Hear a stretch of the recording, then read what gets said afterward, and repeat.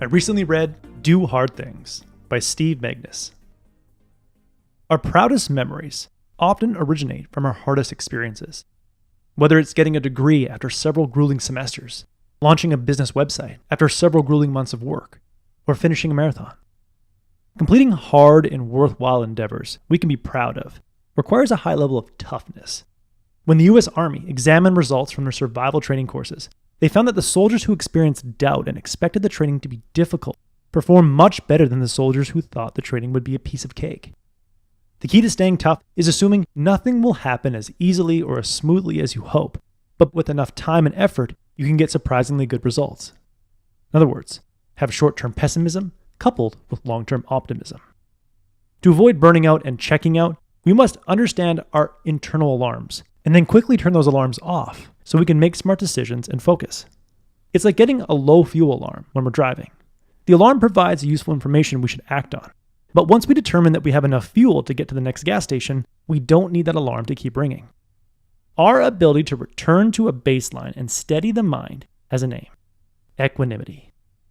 If we want sustained toughness, we must maintain equanimity. But if we want the alarm to stop, we must reappraise. When lifting weights at the gym, we can interpret struggle as a sign of weakness or as a sign that we will experience muscle growth in the coming weeks. When we reappraise, we identify ways in which discomfort is beneficial. The more we reappraise, the more likely we are to deal with discomfort in a productive manner, instead of running away from it or ignoring it. When runners complete a grueling VO2 max test on a treadmill, which measures their aerobic fitness, they push themselves harder and longer if they can choose the incline and speed of the treadmill, even if the range with which they can adjust the incline and speed is narrow. Next, consistently generate a feeling of competency by always feeling as though you're making progress. Reflect on the work you've completed the past few days to get to where you're at. Then focus on something you can do in the next 5 seconds to continue making progress. For a runner mid-marathon, this would mean reflecting on the miles she's completed and then executing the next few steps as well as she can. Lastly, generate a feeling of belonging by remembering the people or mission you're struggling for.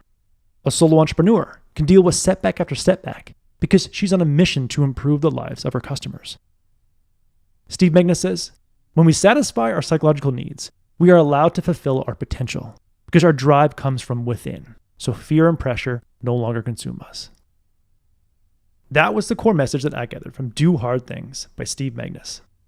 This book will give you a set of science-backed tactics to take on difficult endeavors. I highly recommend it.